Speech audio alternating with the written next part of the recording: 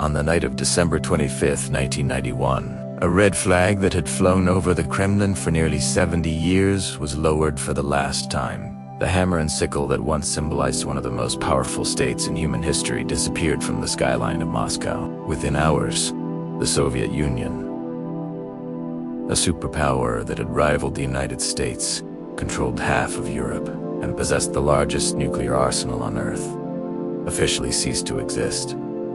No invasion destroyed it. No single battle ended it. Instead, the collapse unfolded through a chain of political crises, economic failures, and dramatic decisions that accelerated week after week until the entire system unraveled. Welcome, and thank you for joining this long-form historical documentary. Tonight, we will follow the final years of the Soviet Union, step by step, examining how one of the most powerful empires of the 20th century moved from global superpower to complete dissolution in a surprisingly short period of time. This is not a story of a sudden collapse that appeared without warning. The forces that brought down the Soviet system developed gradually over decades. But the final phase, the moment when the entire structure began to break apart, unfolded with remarkable speed between the late 1980s and the end of 1991. In this documentary, we will move carefully through the sequence of events that led to the Soviet Union's disappearance. We will begin by examining the situation inside the Soviet system during the 1980s, when economic stagnation, political rigidity, and growing dissatisfaction were already weakening the foundations of the state. We will then follow the arrival of a new Soviet leader, Mikhail Gorbachev, who attempted to reform the system through policies known as meaning restructuring and Glasnost, meaning openness.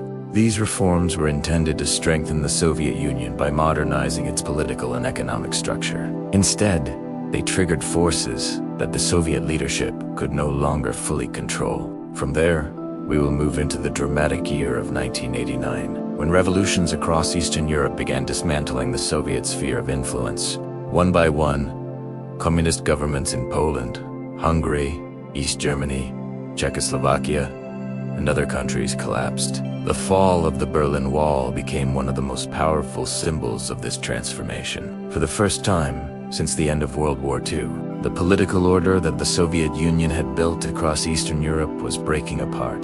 But the real crisis soon moved inside the Soviet Union itself. As economic conditions worsened and political debate expanded under the policy of Glasnost, nationalist movements began emerging across several Soviet countries such as Lithuania, Latvia, Estonia, Ukraine, and Georgia started demanding greater autonomy or full independence from Moscow. At the same time, political power inside Russia itself began shifting toward a rising political figure named Boris Yeltsin, who would soon become one of the most important actors in the final collapse of the Soviet state. The tension reached its peak in August 1991, when a group of hardline Soviet officials attempted a coup against Gorbachev's government. The conspirators hoped to stop the rapid political changes that were transforming the country. Instead, the coup failed dramatically after a massive public resistance in Moscow, led in part by Boris Yeltsin standing atop a tank outside the Russian parliament building. The failure of the coup accelerated the disintegration of the Soviet Union, and within months, the republics that formed the Union began declaring independence. By the end of December 1991, the Soviet Union, a country that had existed since 1922 and had once controlled nearly 1/6 of the Earth, as a land surface formally dissolved. 15 independent countries emerged from its territory, and the Cold War that had shaped global politics for nearly half a century came to an end. Understanding how this happened requires looking carefully at each stage of the crisis, because the collapse of the Soviet Union was not the result of a single decision. It was the result of a sequence of events that built momentum week after week until the entire structure could no longer hold together. Before we begin, take a moment to like the video and subscribe if you enjoy long-form historical documentaries like this one. It helps the channel continue producing detailed explorations of major historical events. And I'm curious about something as well. Where are you watching from? And what time is it where you are right now? Also, if you were alive during the early 1990s, do you remember hearing about the collapse of the Soviet Union when it happened? Now, to understand how the final collapse began, we first need to step back to the mid-1980s, when the Soviet Union still appeared strong from the outside but was already facing serious internal problems that its leaders could no longer ignore. And that is where the story truly begins.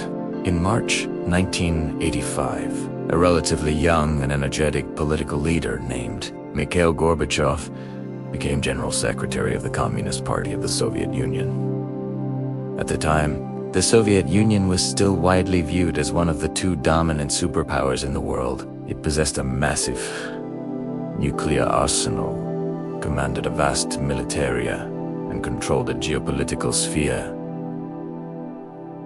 that extended across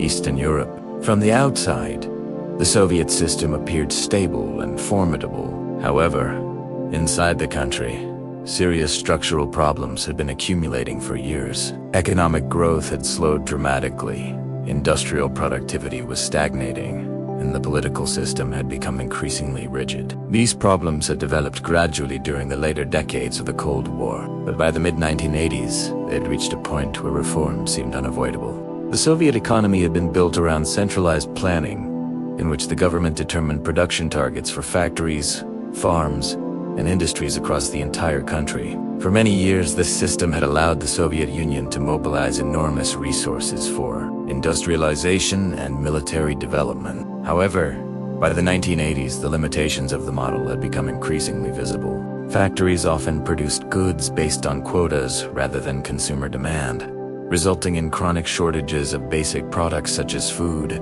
clothing, and household goods. Long lines outside stores became a common feature of everyday life in many Soviet cities. Meanwhile, technological innovation lagged behind Western economies, particularly in areas such as computing and advanced manufacturing. Another major burden on the Soviet economy was the enormous cost of maintaining military parity with the United States. During the Cold War, both superpowers had invested vast resources in nuclear weapons, strategic missile systems, and conventional military forces. The Soviet Union also maintained a large military presence across Eastern Europe to support allied governments and ensure the stability of the communist bloc. These commitments required huge expenditures that limited the government's ability to address domestic economic problems. By the time Gorbachev came to power, many economists within the Soviet leadership recognized that the country's economic structure needed significant reform. Gorbachev introduced a series of policies intended to modernize the Soviet system. The first of these initiatives was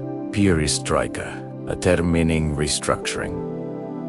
The goal of Perestroika was to reform the Soviet economy by introducing limited market mechanisms and giving state enterprises greater flexibility in decision. Instead of rigid central directives controlling every aspect of production, factories and managers would receive more autonomy in determining what goods to produce and how to allocate resources. The hope was that these changes would increase efficiency and stimulate economic growth. Alongside economic restructuring, Gorbachev launched another major policy known as which translates roughly as openness.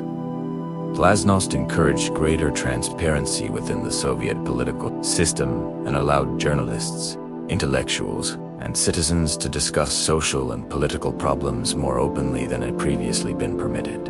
Newspapers began publishing investigative reports about corruption and bureaucratic inefficiencies, while public discussions emerged about historical events that had once been strictly censored. For many Soviet citizens, Glasnost created an entirely new atmosphere in which political debate and criticism of government policies became possible. However, these reforms produced consequences that were far more complicated than Soviet leaders had anticipated.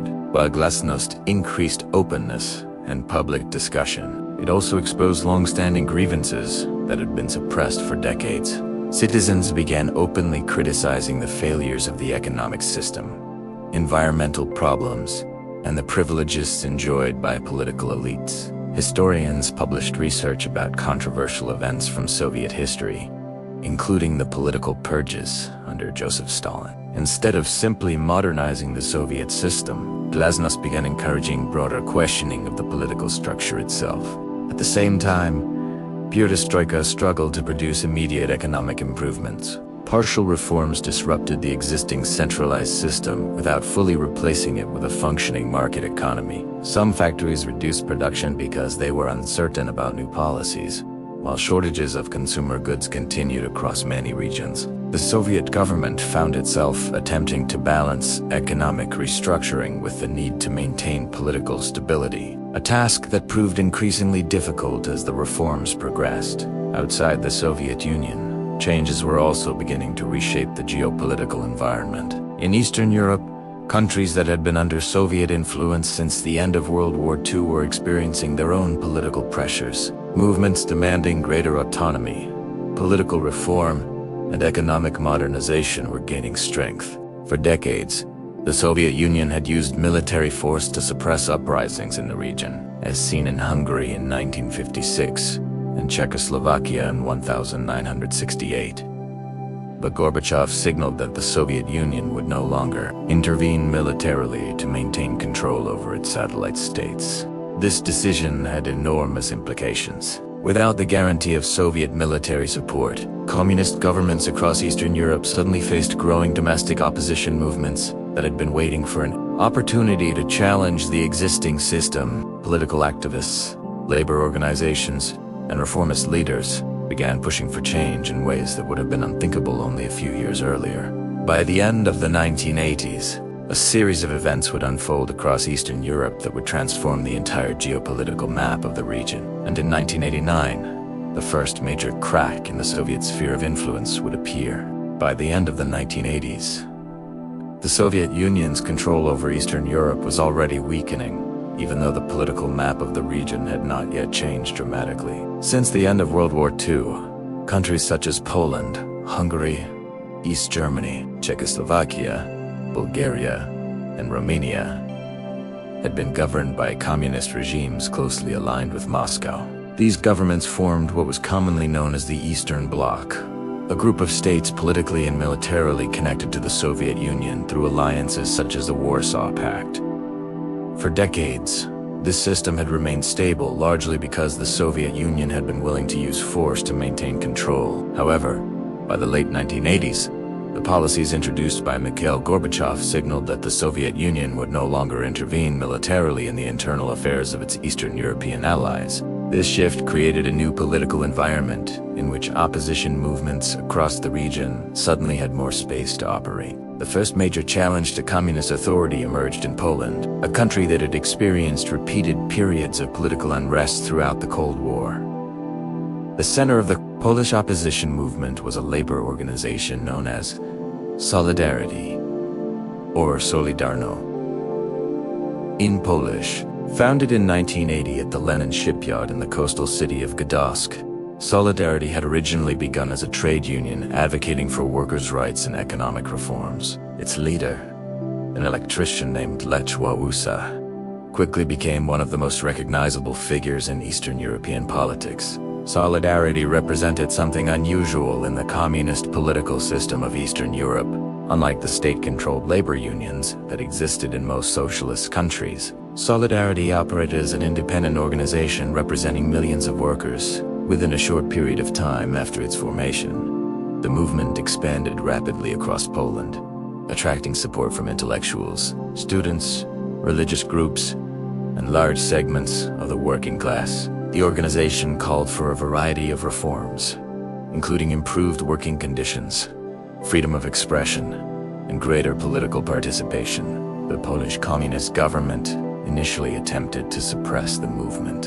In December 1981, the authorities declared martial law, sending troops into the streets and arresting many Solidarity leaders. For several years, the organization was officially banned, and political repression increased as the government attempted to restore control. However, the movement never fully disappeared. Solidarity continued operating underground, maintaining networks of activists and supporters who remained committed to political reform. By the late 1980s, the situation in Poland had changed significantly. Economic conditions had deteriorated, and public dissatisfaction with the communist government had grown stronger. Meanwhile, the broader political climate in the Soviet Union was evolving under Gorbachev's reforms. The new Soviet leadership showed little interest in using military force to suppress reform movements in Eastern Europe. Polish authorities, therefore, faced a difficult choice: attempt to maintain strict political control and risk widespread unrest, or begin negotiating with the opposition. In early 1989, the Polish government chose the second option. Negotiations began between communist officials and representatives of the Solidarity movement in a series of discussions known as the Round Table Talks. These negotiations were historic because they represented one of the first times that a communist government in Eastern Europe agreed to formally discuss political reform with an opposition movement. The talks focused on potential changes to Poland's political system, including the legalization of solidarity and the possibility of partially free elections. The result of these negotiations was a political agreement that allowed Solidarity to participate in parliamentary elections scheduled for June 1989. Although the elections were structured in a way that guaranteed the Communist Party a portion of the seats in parliament, the opposition was allowed to compete for the remaining positions. When the votes were counted, the results revealed the extent of public dissatisfaction with the existing government. Solidarity candidates won nearly every seat they were permitted to contest, delivering a decisive political defeat to the ruling Communist Party. The outcome of the election had enormous implications for the entire Eastern Bloc.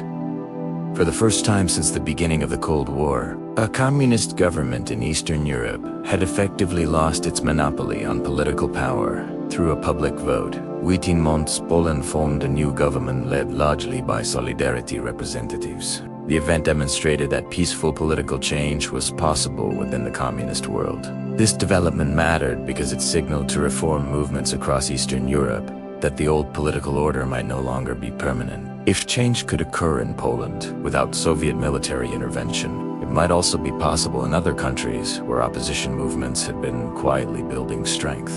And soon, another country would take a step that would trigger one of the most dramatic political migrations of the Cold War. While political change was unfolding in Poland during 1989, another important development was beginning inside Hungary, a country that had long been part of the Soviet sphere of influence. Hungary had experienced a dramatic uprising against Soviet control in 1956, when reformist leaders attempted to withdraw the country from the Warsaw Pact and establish a more independent government. The Soviet Union responded by sending tanks into Budapest, crushing the uprising and restoring communist rule. For decades afterward, the memory of that violent suppression remained a powerful symbol of the limits of political reform within the Eastern Bloc.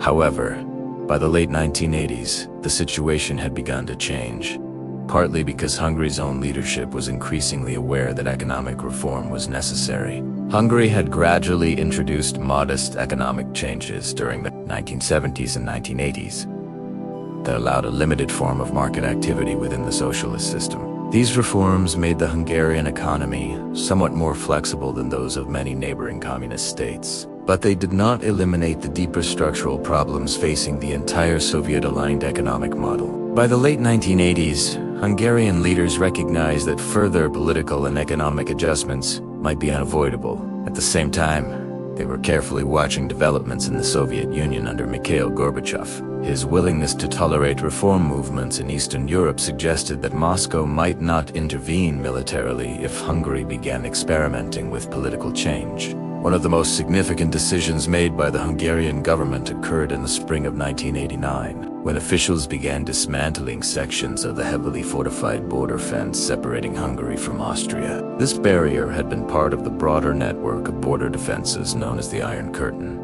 which for decades had divided Eastern and Western Europe. The Hungarian government initially presented the removal of the fence as a technical modernization of outdated border infrastructure. However, the symbolic meaning of the decision was immediately clear to observers across Europe. For the first time in decades, a physical barrier that had enforced the division of the continent was being taken down by a government that belonged to the Eastern Bloc. The consequences of this decision quickly became visible in another country, East Germany, officially known as the German Democratic Republic. East Germans had long faced strict restrictions on travel to Western countries, and attempts to cross the border illegally were often met with severe penalties. However, when the Hungarian border with Austria became easier to cross, thousands of East German citizens began traveling to Hungary as tourists. Once there, many attempted to cross into Austria, and from there continue to West Germany, where they would be granted citizenship under German law. Throughout the summer of 1989, the number of East Germans leaving through Hungary increased dramatically. Temporary camps were established to accommodate migrants waiting for permission to travel westward. The situation created a major political dilemma for East Germany's communist government, which was suddenly facing a growing population of citizens attempting to leave the country. Hungarian authorities initially tried to manage the situation cautiously, but by September 1989 they made a decisive move by officially opening the border with Austria for East German refugees. This decision triggered one of the most significant population movements of the late Cold War. Within weeks, tens of thousands of East Germans crossed from Hungary into Austria and then continued into West Germany. The mass migration demonstrated that the political structures of the Eastern Bloc were becoming increasingly unstable. If citizens of one communist country could simply travel to another and then leave for the West, the strict system of border control that had defined the Cold War division of Europe was beginning to collapse. The developments in Hungary therefore mattered far beyond the country itself. By opening the border, Hungary had unintentionally created a chain reaction that weakened the authority of communist governments across Eastern Europe. For East Germany in particular, the growing flow of citizens leaving the country signaled that its political system was facing a crisis that could no longer be contained. And by the autumn of 1989, that crisis would reach a moment that would change the course of European history. By the late summer of 1989, the situation inside East Germany was becoming increasingly unstable. The country had long been considered one of the most tightly controlled states in the Eastern Bloc. Its government maintained strict political authority through the ruling Socialist Unity Party, and its security apparatus, particularly the Stasi, monitored large portions of the population. For decades, this system had maintained order through surveillance, travel restrictions, and strong ideological control. Yet by 1989, the political and social pressures that had been building across Eastern Europe were now reaching East Germany as well.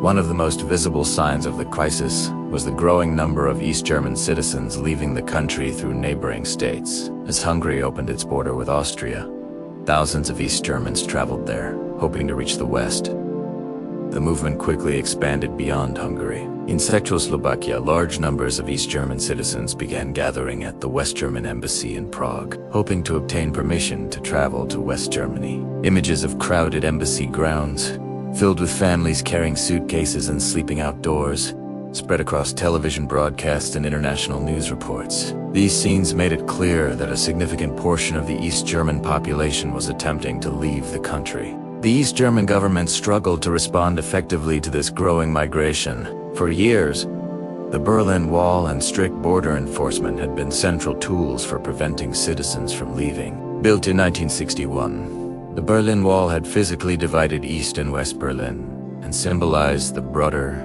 division between communist Eastern Europe and the democratic countries of Western Europe. The barrier was reinforced with guard towers, checkpoints, and patrol units designed to stop unauthorized crossings. Yet the developments in Hungary and Czechoslovakia created routes that bypassed the Berlin Wall entirely. Instead of attempting dangerous escapes directly across the wall, many East Germans simply traveled to neighboring countries and left through newly opened borders. At the same time, domestic protests inside East Germany were beginning to grow. Public demonstrations had been extremely rare in previous decades, due to the risk of government repression. However, by the autumn of 1989, political gatherings were appearing in several cities, particularly in Leipzig, where weekly demonstrations known as the Monday protests began attracting increasing numbers of participants. These protests were organized partly through church networks, which provided relatively safe spaces for discussion and coordination. Initially,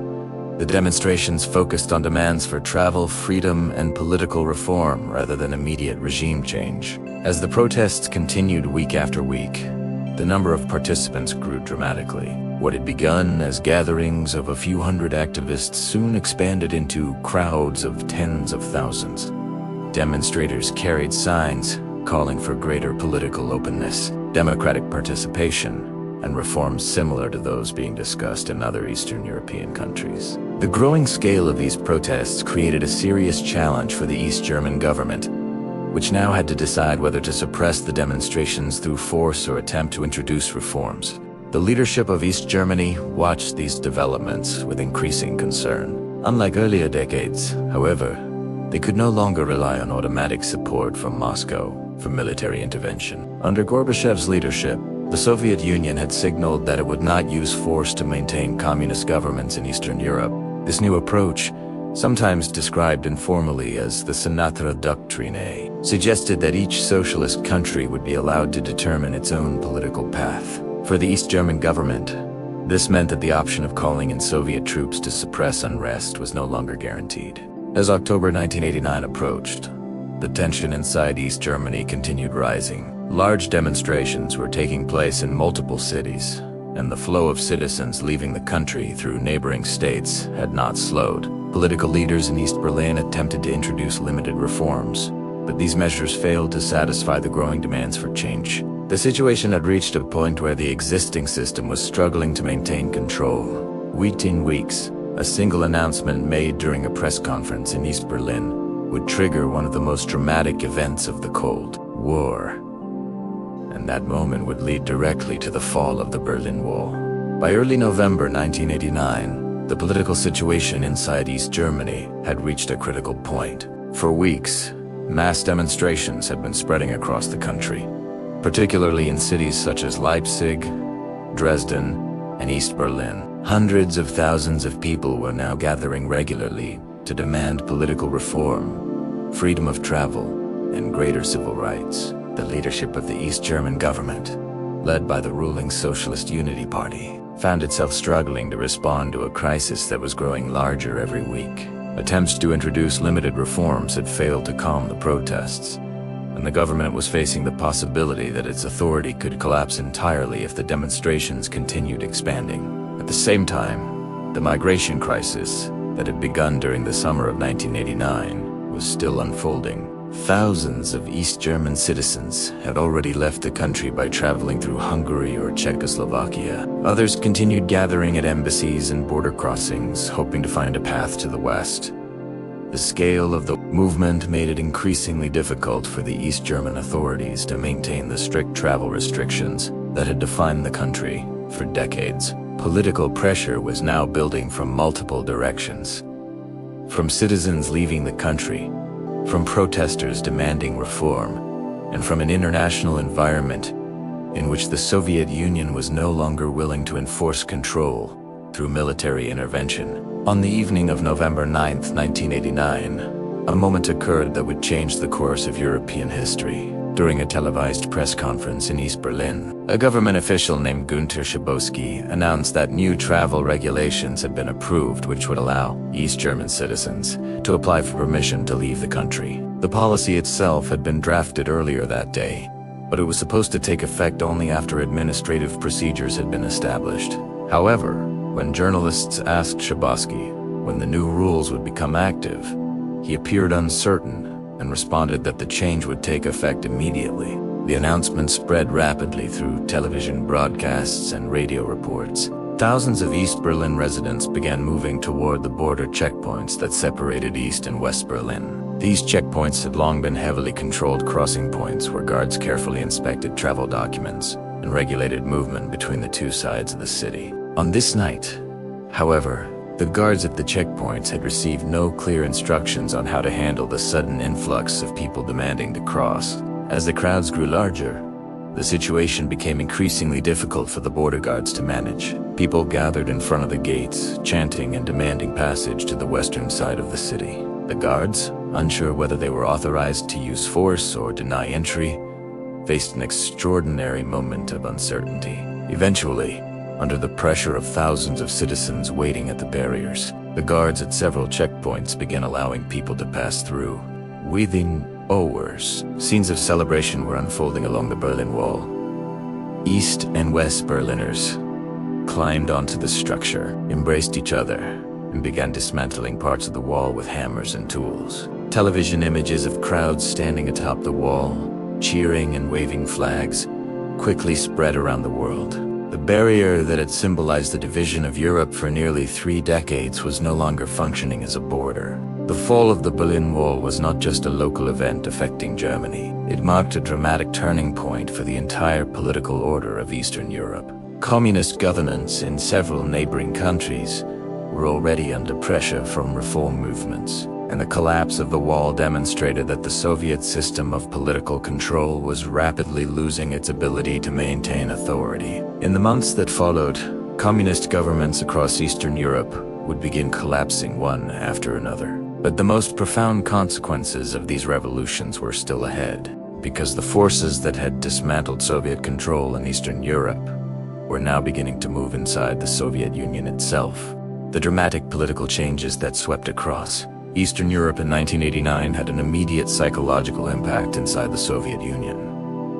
For decades, the Soviet leadership had maintained influence over a large group of Allied socialist states through political pressure, economic coordination, and, when necessary, military force. Now, one after another, those governments were collapsing or transforming into democratic systems. The fall of the Berlin Wall symbolized something larger than the reunification of Germany. It revealed that the political order created after World War II was rapidly dissolving, and that the Soviet Union could no longer control the direction of events across the region. Inside the Soviet Union itself, the political atmosphere had already been changing for several years due to the reforms introduced by Mikhail Gorbachev. Policies such as Glasnost had opened the public sphere to a level of political discussion that had rarely existed in Soviet history. Newspapers began reporting on economic failures, environmental disasters, and social problems that had previously been hidden by censorship.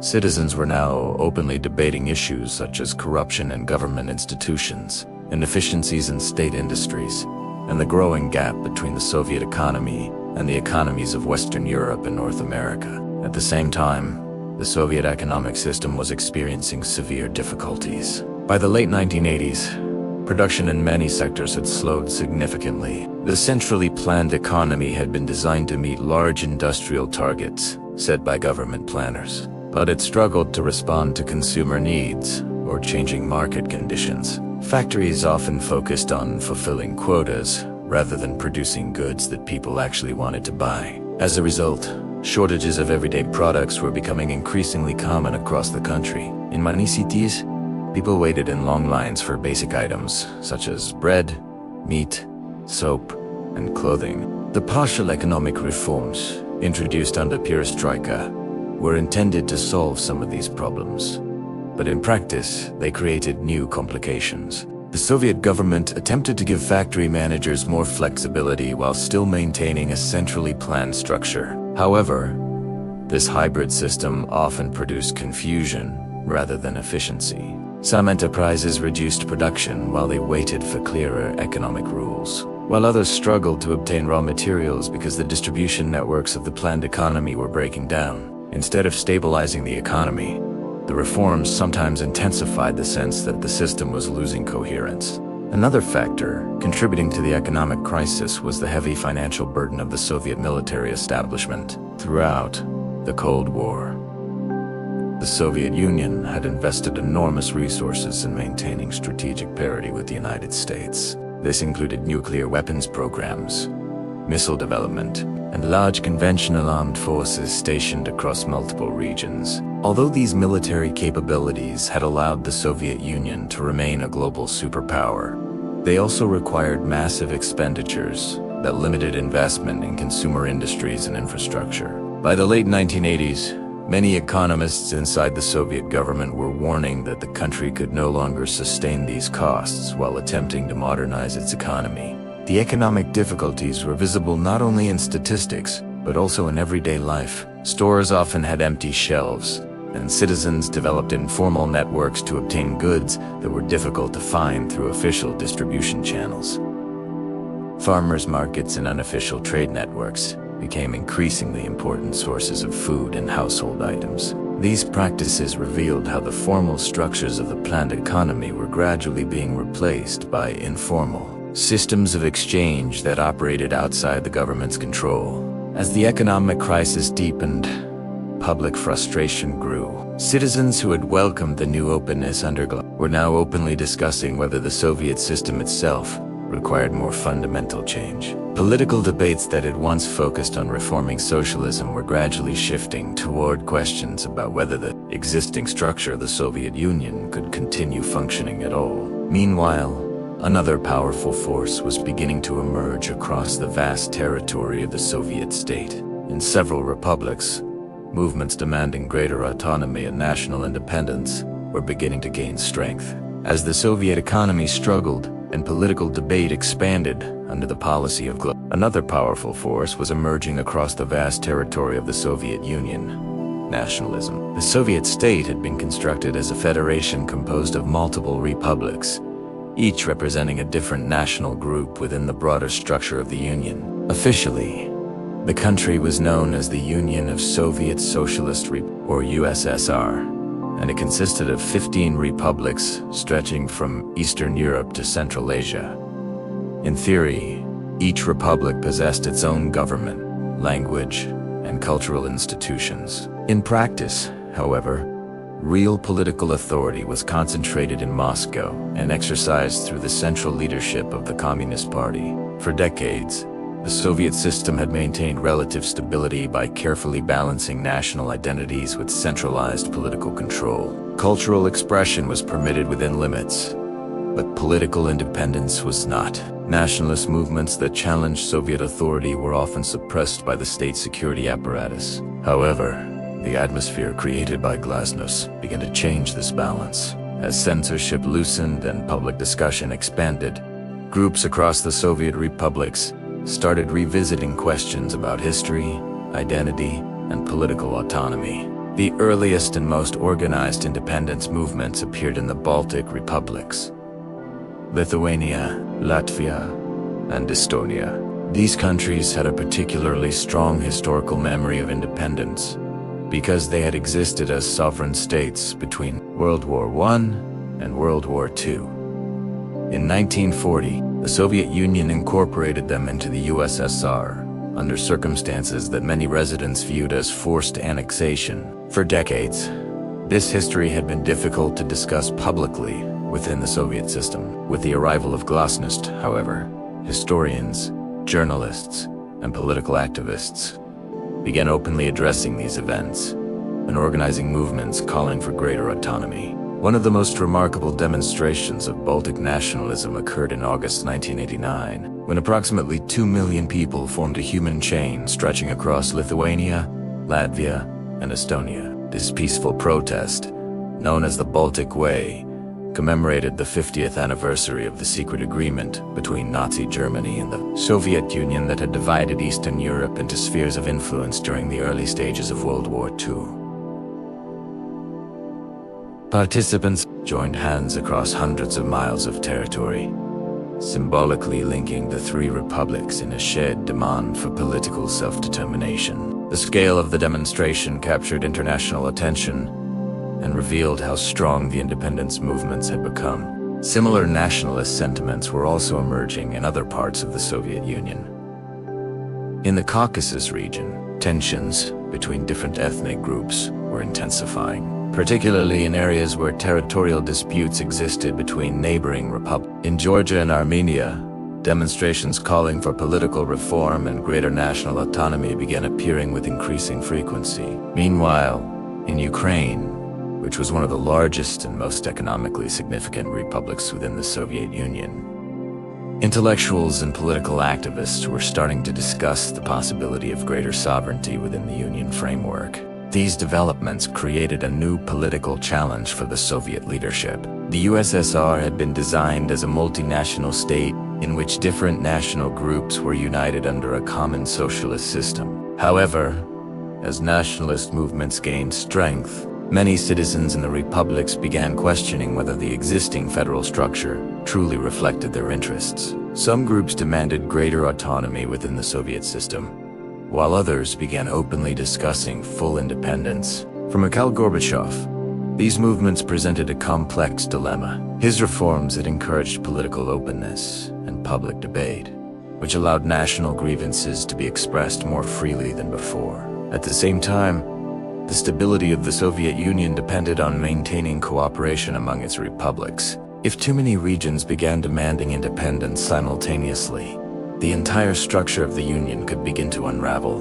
Throughout 1989 and 1990, political debates about the future of the Soviet Union became increasingly intense. Leaders in several republics began pushing for greater authority over local economic resources and political institutions. New political organizations formed outside the traditional Communist Party structure, advocating reforms that ranged from decentralization to full national sovereignty. What had begun as economic and political reform inside the Soviet system was now evolving into a much deeper question. The question was no longer simply how to reform the Soviet Union. It was whether the Soviet Union could survive at all. As nationalist movements gained momentum across several Soviet republics, the political landscape inside the Soviet Union was also changing in another important way. For decades, the Soviet political system had operated under the strict authority of the Communist Party, which controlled nearly every level of government decision. Elections existed within the system, but they were largely symbolic,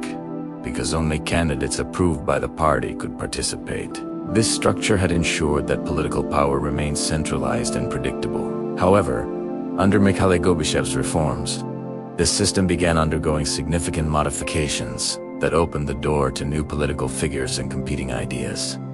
In 1989, the Soviet Union held elections for a new political body known as the Congress of People's Deputies. These elections were unusual by Soviet standards because they allowed multiple candidates to compete for certain seats, and in some cases individuals who were critical of the Communist Party were able to participate in the process. The elections were broadcast on television, and the debates between candidates attracted widespread public attention. For many Soviet citizens, it was the first time they had seen political discussions that openly addressed controversial issues such as economic reform, corruption, and the future of the Soviet political system. One of the most prominent figures to emerge from this new political environment was Boris Yeltsin, a former Communist Party official who had gained a reputation as an outspoken critic of the party's leadership.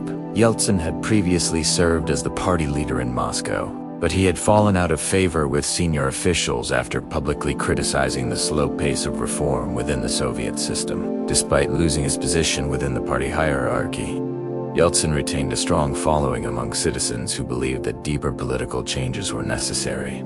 During the 1989 elections, Yeltsin ran for a seat representing Moscow and won an overwhelming victory. His campaign emphasized the need for greater political transparency, economic reform, and stronger representation for ordinary citizens within the government. Once elected, he quickly became one of the most visible voices advocating for more radical changes to the Soviet system. His speeches during sessions of the Congress of People's Deputies were widely broadcast and discussed across the country, further increasing his popularity. Yeltsin's rise mattered because it revealed a growing division within Soviet politics. On one side were reformers like Gorbachev, who hoped to modernize the existing socialist system while preserving the overall structure of the Soviet Union. On the other side were figures like Yeltsin, who believed that more dramatic changes were required, including reducing the power of the Communist Party and expanding democratic institutions. These debates were now taking place in public view, which made them far more influential than earlier internal discussions within the party leadership. At the same time, the political balance between Moscow and the Soviet republics was beginning to shift. In 1990, elections were held for new legislative bodies within the republics themselves, including the Russian Soviet Federative Socialist Republic, the largest republic in the Union. Boris Yeltsin ran for a leadership position within the Russian parliament, and soon became the chairman of the Russian Supreme Soviet, effectively making him the political leader of Russia within the Soviet system. This development had enormous significance because it introduced a new layer of authority into Soviet politics. Previously, most political power had flowed from the central institutions of the USSR in Moscow. Now, the government of Russia, which represented the largest and most populous republic, had its own leadership structure that could challenge decisions made by the broader Soviet government. Yeltsin used this position to promote the concept of Russian sovereignty arguing that the Russian Republic should have greater control over its own laws, economy, and political institutions. The growing rivalry between Gorbachev and Yeltsin soon became one of the defining political dynamics of the late Soviet period. Gorbachev continued attempting to reform the Union while preserving its overall structure. Yeltsin, by contrast, increasingly supported the idea that the republics should gain much greater independence from central authority. Their competing visions reflected a broader national debate about the future of the Soviet state. As these political tensions intensified, the Soviet Union was moving closer to a decisive moment, because, in the Baltic region, one republic was preparing to take a step that would challenge the very existence of the Soviet Union. By the beginning of 1990, the political pressures that had been building across the Soviet Union were reaching a new and decisive stage. Economic difficulties were continuing, nationalist movements were growing stronger in multiple republics, and political debates within Moscow had become increasingly intense. Yet the most dramatic challenge to the Soviet system was about to emerge from the Baltic region, where the independence movements that had developed during the late 1980s were now preparing to take concrete political action. Among the Baltic states, Lithuania moved first. Like its neighbors, Latvia and Estonia, Lithuania had a strong historical memory of national independence. Between the end of World War I and the beginning of World War II, Lithuania had existed as a sovereign country with its own government and institutions. In 1940, however, the Soviet Union incorporated Lithuania into the USSR following a series of political pressures and military developments linked to the early stages of World War II.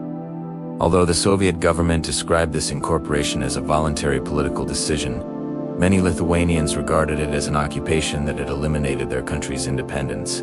As political openness expanded under Glasnost, public discussions about this history became more common. Cultural organizations, intellectual groups, and political activists began organizing large demonstrations, calling for national sovereignty. One of the most influential organizations leading this movement was a political group known as S, which emerged in the late 1980s as a broad coalition advocating political reform and independence for Lithuania. The movement attracted support from a wide range of citizens, including students, professionals, workers, and members of the cultural community.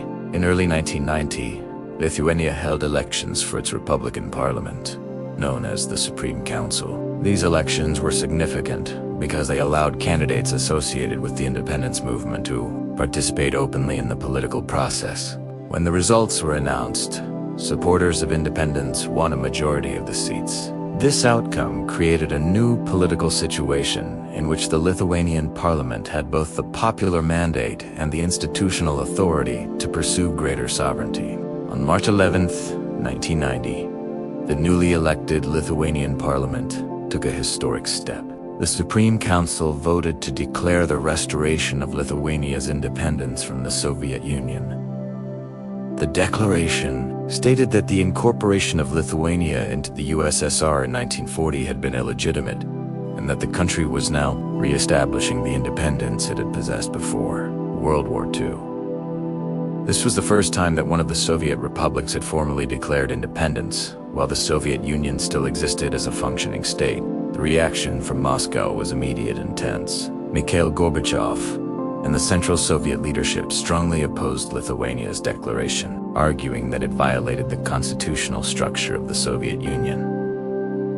Soviet authorities demanded that the Lithuanian government reverse its decision and restore full compliance with Soviet law. When Lithuania refused, Moscow responded by imposing economic pressure on the republic, including restrictions on the supply of energy and raw materials. Despite these measures, the Lithuanian leadership remained determined to maintain its declaration of independence. Public support for sovereignty was strong, and demonstrations continued throughout the country. The situation soon became one of the most serious political crises facing the Soviet Union. If Lithuania successfully left the Union, other republics might attempt to follow the same path, potentially triggering a chain reaction that could dismantle the entire state. Throughout the rest of 1990, negotiations and tensions between Lithuania and the Soviet government continued without a clear resolution. The crises revealed how fragile the Soviet political structure had become. What had once been a tightly controlled multinational state was now facing open challenges to its authority from within its own borders, and Lithuania's declaration would soon inspire similar movements across other Soviet republics. The question now facing the Soviet leadership was no longer theoretical. The question was whether the Union of Soviet Socialist Republics could hold together at all. Lithuania's declaration of independence in March 1990 did not immediately dissolve the Soviet Union, but it triggered a powerful political chain reaction that spread across the entire federation. The Soviet Union had been structured as a union of 15 republics, each with its own local government but tied together through centralized authority in Moscow. For decades, that central authority had maintained strict control over political decisions, economic planning, and security structures across the republics. Lithuania's decision to declare independence challenged that entire framework. If one republic could assert sovereignty, others might soon attempt to do the same. In the months following Lithuania's declaration, political movements advocating sovereignty gained momentum across several Soviet republics. The Baltic region remained at the forefront of this transformation. Latvia and Estonia, which shared Lithuania's history of pre-World War II independence, began advancing their own legislative steps toward sovereignty. Political organizations in these countries argued that the Soviet incorporation of the Baltic states in 1940 had been illegitimate, and that the republics had the right to restore their previous independence. Large public demonstrations continued across the region, often involving hundreds of thousands of participants who carried national flags and called for democratic reforms. The growing independence movements created a serious dilemma for Mikhail Gorbachev and the Soviet central government. Gorbachev had introduced reforms designed to modernize the Soviet system, but he had not intended for those reforms to dismantle the Union itself. His political strategy aimed to preserve the Soviet state while granting republics greater autonomy within a restructured federal system. To achieve this, Gorbachev proposed negotiating a new Union treaty that would redefine the relationship between Moscow and the republics. The treaty would allow republics to control more of their economic policies and political institutions, while still remaining part of a common union responsible for defense, foreign policy, and certain economic functions. While Gorbachev attempted to negotiate this new political arrangement, events inside Russia, the largest republic in the Soviet Union, were moving in a different direction. In June 1990, the Russian parliament adopted a declaration of state sovereignty, asserting that Russian laws would take precedence over Soviet laws within the territory of the Russian Republic. Although the declaration did not formally call for independence from the Soviet Union, it significantly altered the balance of power within the state. If Russia itself claimed sovereignty over its own legislation, the authority of the Central Soviet government was weakened dramatically. The political leader behind this declaration was Boris Yeltsin, who had become chairman of the Russian parliament earlier that year. Yeltsin argued that the republics should have greater authority over their own economic resources and political institutions. He also believed that the Communist Party's dominance over Soviet politics should be reduced in favor of more democratic political structures. Yeltsin's growing popularity among the Russian population gave him a strong political platform from which to challenge the authority of the Central Soviet government. This new political dynamic created a situation often described as the War of Laws. Republican governments began passing legislation that conflicted with policies established by the Central Soviet authorities in Moscow. When disputes emerged over economic regulation, taxation, or political authority, Republic leaders increasingly asserted that their own laws had priority within their territories. The result was a gradual fragmentation of the legal system that had previously unified the Soviet Union under a single central authority. As these developments unfolded, the economic crisis continued worsening. Shortages of basic goods were becoming more severe, and the Soviet government struggled to maintain control over supply networks that distributed food and industrial materials across the Union. Political debates about the future of the Soviet state were now occurring simultaneously with a rapidly deteriorating economic situation. By late 1990, it was becoming clear that the Soviet Union was entering an unprecedented period of political uncertainty. The independence movements in the Baltic states were gaining strength. Russia itself was asserting sovereignty,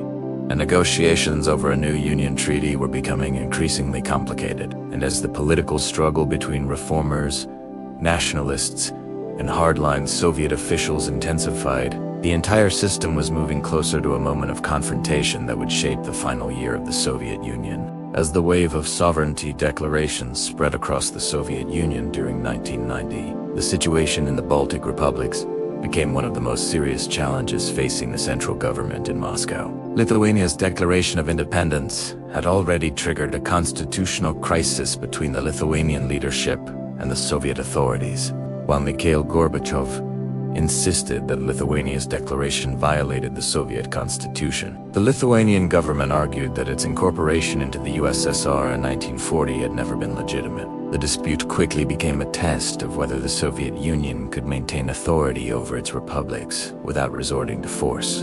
Initially, the Soviet government attempted to pressure Lithuania through economic measures rather than military intervention. Moscow imposed restrictions on the delivery of oil, natural gas, and other critical supplies to the republic, because Lithuania's industrial infrastructure depended heavily on resources distributed through Soviet supply networks. These restrictions created immediate economic difficulties. Factories faced shortages of fuel and raw materials, and transportation systems struggled to operate normally. Despite these pressures, the Lithuanian leadership refused to reverse its declaration of independence, arguing that the country had the right to determine its own political future. The crisis intensified further in January 1991, when Soviet military forces moved into parts of Lithuania in an attempt to reassert control over key government, facilities, and communication centers. The most dramatic confrontation occurred in the capital city of Vilnius, where thousands of Lithuanian civilians gathered to defend important institutions, such as the Parliament building and the television broadcasting tower.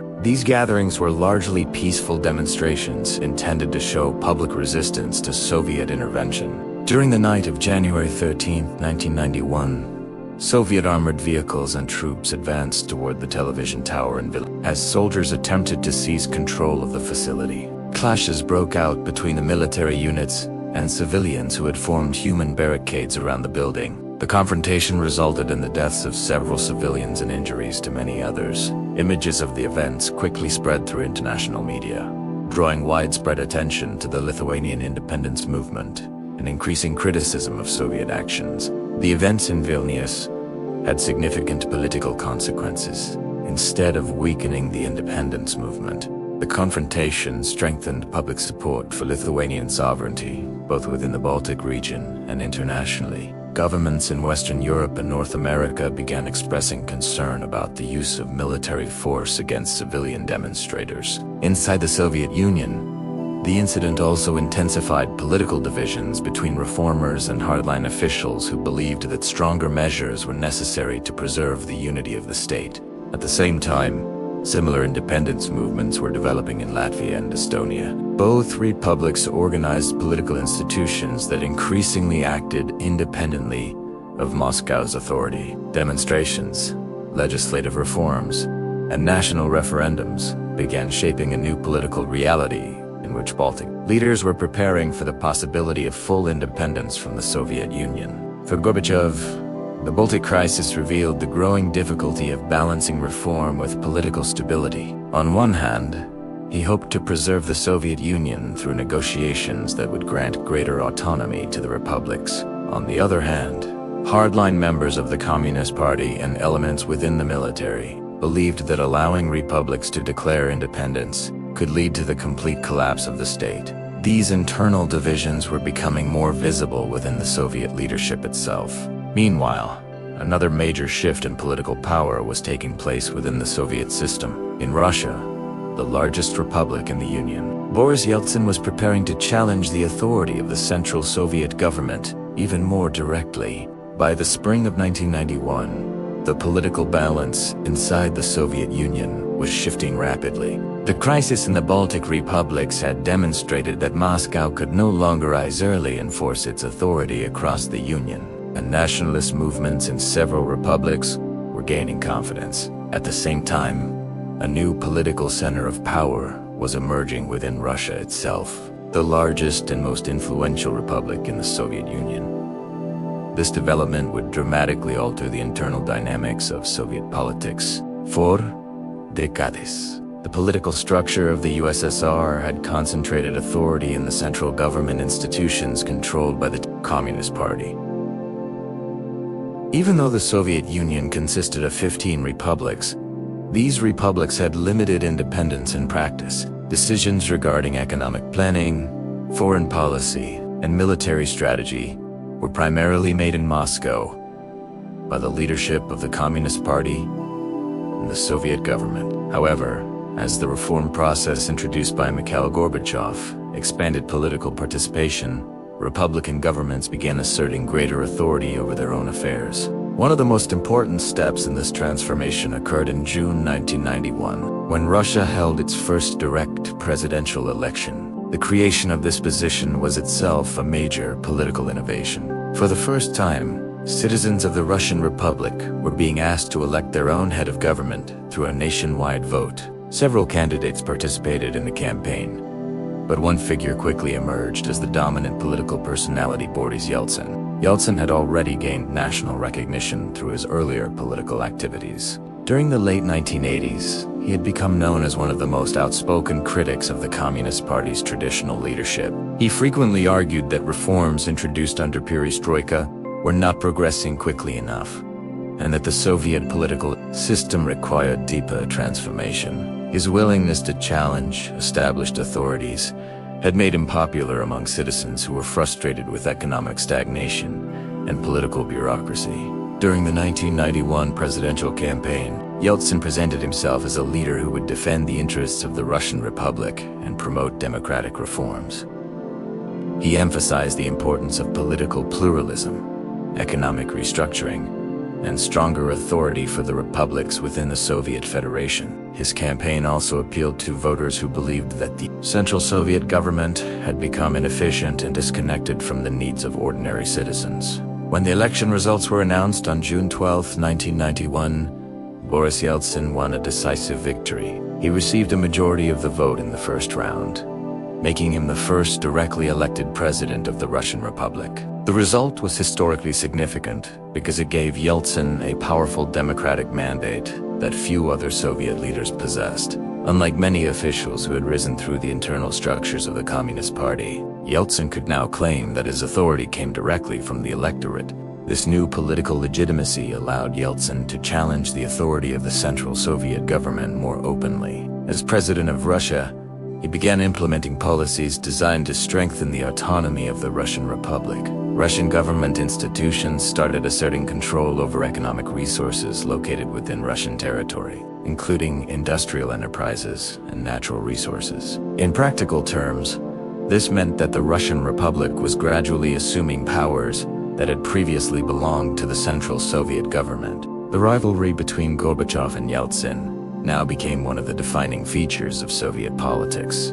Gorbachev continued working to preserve the Soviet Union through negotiations for a new Union Treaty, which would transform the USSR into a looser federation of republics with greater autonomy. Yeltsin, however, increasingly supported the idea that Russia itself should exercise stronger sovereignty, even if that meant weakening the authority of the Union government.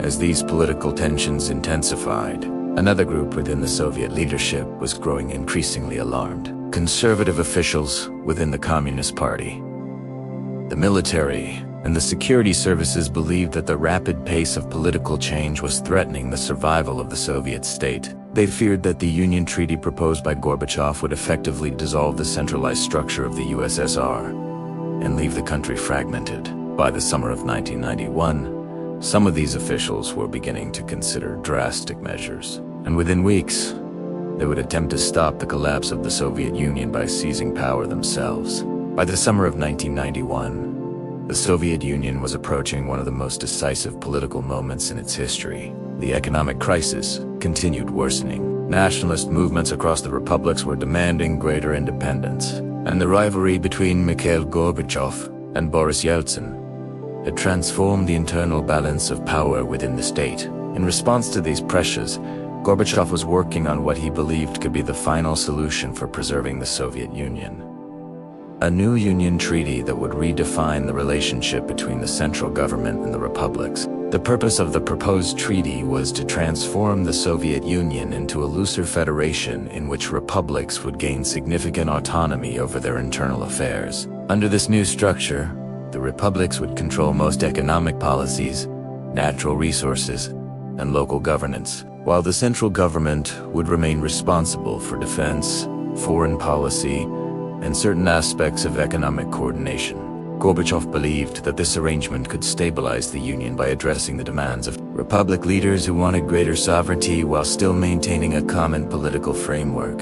Throughout the first half of 1991, negotiations over the Union Treaty continued between representatives of the Soviet government and the leaders of several republics. Some republics, particularly in Central Asia, appeared willing to remain within a restructured union. Others, especially the Baltic states, were already moving toward full independence and showed little interest in signing the new agreement. Meanwhile, Russia, under the leadership of Boris Yeltsin, supported the treaty as a way to increase Republican autonomy while still maintaining some form of cooperative relationship among the former Soviet territories. The treaty was scheduled to be formally signed on August 20th, 1991. If implemented, it would significantly reduce the authority of the Central Soviet government and redistribute power to the republics. For Gorbachev and many reformers, this represented the best available path for preserving a unified political structure while acknowledging the growing demands for autonomy. However, not everyone within the Soviet leadership supported this plan. A group of senior officials within the Communist Party, the military, and the security services viewed the proposed treaty as a dangerous concession that would effectively dismantle the Soviet Union. These officials were often described as hardliners because they believed the reforms introduced by Gorbachev had already gone too far. In their view, the Soviet state had been built through decades of centralized authority, and weakening that authority would lead to political fragmentation and economic collapse. Many of these hardline figures also feared losing their own positions of power within the rapidly changing political system, as political reforms introduced competitive elections and greater openness. The traditional structures of the Communist Party were gradually losing influence. The Union Treaty threatened to accelerate this process by transferring even more authority to Republican governments and newly emerging democratic institutions. During the summer of 1991, several members of the Soviet leadership began discussing the possibility of intervening to prevent the treaty from taking effect. These discussions took place among officials who controlled key institutions within the Soviet system, including the KGB, the military, and certain government ministries. Their goal was to preserve the centralized structure of the Soviet Union and halt what they believed was a dangerous collapse of state authority. The opportunity for action appeared when Gorbachev left Moscow in August 1991 to spend time at a government residence in Crimea, located on the Black Sea coast. While the Soviet president was away from the capital, a group of hardline officials began preparing a plan to seize control of the government. They believed that if they could remove Gorbachev from power temporarily and impose emergency rule, they might be able to stop the Union Treaty and restore central authority. What happened next would become one of the most dramatic political confrontations of the late 20th century. In August 1991, a group of Soviet officials attempted to take control of the government in what became known as the August Coup, and the fate of the Soviet Union would soon be decided in the streets of Moscow. By the middle of 1991, the Soviet Union was experiencing one of the most severe economic crises in its history. For decades, the country had operated under a centralized economic planning system that coordinated production, distribution, and pricing across a vast territory stretching from Eastern Europe to the Pacific Ocean. That system had once allowed the Soviet government to mobilize enormous industrial resources, particularly during World War II and the early decades of the Cold War. However, by the late 1980s, the structural weaknesses of central planning had become increasingly apparent. When reform policies began altering parts of the system under Perestroika, the existing economic mechanisms started to break down even faster. One of the most visible consequences of the crisis was the growing shortage of basic consumer goods. Stores across the Soviet Union struggled to maintain consistent supplies of food and everyday household products. In many cities, citizens spent hours waiting in long lines for items such as bread, milk, sugar, and cooking oil. These shortages were not simply the result of declining agricultural production or industrial output. They were also caused by the disintegration of the distribution networks that had once moved goods efficiently. Across the centrally planned system, factories no longer received clear production targets. Transportation systems struggled to deliver supplies, and regional governments increasingly prioritized their own populations, rather than fulfilling obligations to the broader Soviet economy. The economic uncertainty was further intensified by political changes taking place within the republics. As Republican governments asserted greater sovereignty, they began adopting policies that limited the transfer of resources to the Central Soviet government. Some regions restricted the shipment of raw materials or agricultural products outside their territories. Others began establishing their own trade agreements with neighboring republics, bypassing traditional Soviet distribution systems. These actions weakened the ability of the central government in Moscow to coordinate economic activity across the Union. At the same time, inflation and financial instability were beginning to affect the Soviet economy in ways that had rarely occurred under the previous planning system. Although official prices for many goods remained fixed by the government, shortages created a growing informal market in which products were sold at much higher prices. Citizens often relied on personal connections or private trading networks to obtain goods that were unavailable through official stores. This expanding informal economy revealed how the traditional mechanisms of central planning were gradually losing control over everyday economic life. The political leadership in Moscow struggled to respond effectively to these developments. Mikhail Gorbachev continued promoting reforms designed to modernize the Soviet system while preserving the unity of the state. However, his government faced increasing opposition from multiple directions. Reformers believed that economic liberalization and political democratization needed to move faster, while conservative officials feared that further reforms would accelerate the collapse of central authority. Meanwhile, leaders of the republics were focusing increasingly on their own political agendas, which often conflicted with policies proposed by the central government. The growing political influence of Boris Yeltsin added another layer of complexity to the situation.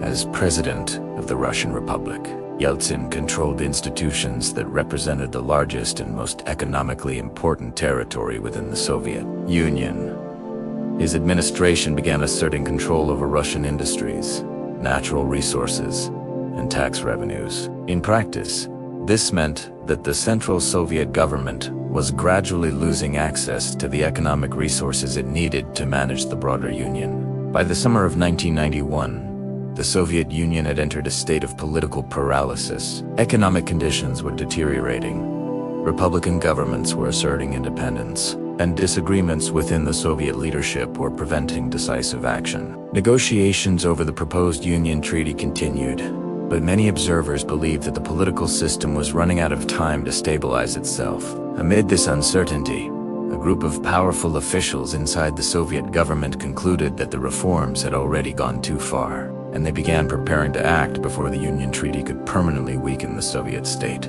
During the summer of 1991, the Soviet leadership was engaged in a series of intense negotiations that many believed would determine whether the Soviet Union could survive in any recognizable form. The centerpiece of these discussions was the proposed new Union Treaty, a document intended to transform the structure of the Soviet state. Rather than maintaining the highly centralized system that had existed for decades, the treaty proposed creating a new federation in which the republics would exercise far greater control over their political and economic affairs.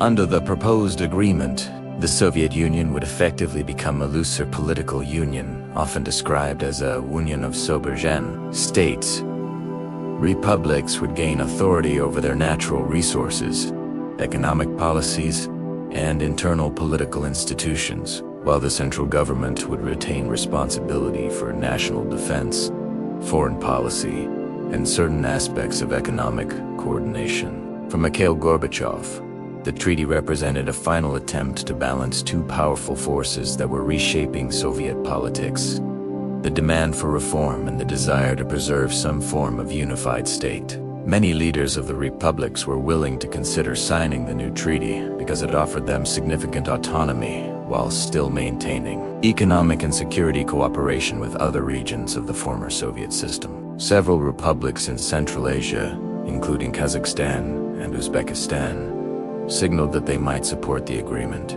Even Russia, under the leadership of Boris Yeltsin, appeared prepared to participate in the new structure because it would formalize the sovereignty that the Russian parliament had already declared in 1990. However, not all republics were interested in remaining part of the Union. The Baltic states, Lithuania, Latvia, and Estonia had already moved toward full independence and were not involved in the treaty negotiations. Their governments had made it clear that they intended to leave the Soviet Union entirely. Meanwhile, other republics such as Georgia and Armenia were increasingly skeptical about remaining within any federal structure controlled from Moscow. These divisions made the negotiations extremely complex, as each republic had its own political priorities and concerns.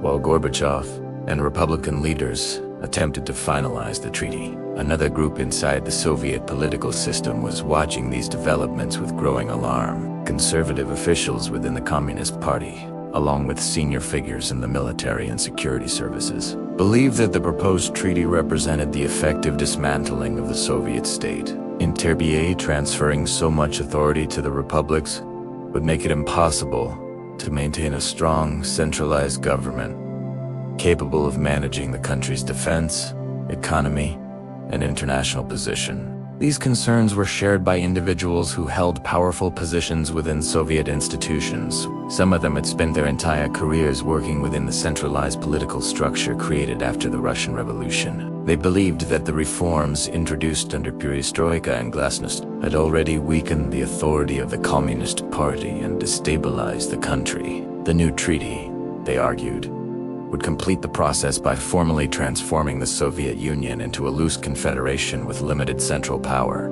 By early August 1991, the final draft of the Union Treaty had been prepared. The official signing ceremony was scheduled for August 20th, and several Republic leaders were preparing to travel to Moscow to participate in the event. If the agreement were signed, it would mark the beginning of a new political structure that would significantly reshape the Soviet system. For many reformers, the treaty represented a chance to stabilize the country and avoid further political fragmentation. For conservative officials, however, the agreement looked like the final step toward the disintegration of the Soviet Union. Within the highest levels of the Soviet government, a group of these officials had already reached a decision. They believed the treaty had to be stopped, and in the middle of August 1991, they would attempt to do exactly that. On the morning of August 19, 1991, the political crisis that had been building inside the Soviet Union suddenly erupted into open confrontation. Early that day, Soviet citizens awoke to an extraordinary announcement broadcast on national television and radio. A group calling itself the State Committee on the State of Emergency declared that President Mikhail Gorbachev was unable to fulfill his duties due to health reasons. In his place, the committee announced that emergency powers had been transferred to a group of senior officials who would take control of the government in order to restore stability and prevent what they described as the collapse of the Soviet state. In reality, Gorbachev had not resigned or fallen ill. At the time of the announcement, he was staying at a government residence in a resort area in Crimea along the Black Sea. The group of officials behind the emergency committee had traveled there the previous day and demanded that he declare a nationwide state of emergency that would halt the political reforms and prevent the signing of the Union Treaty scheduled for August 20th.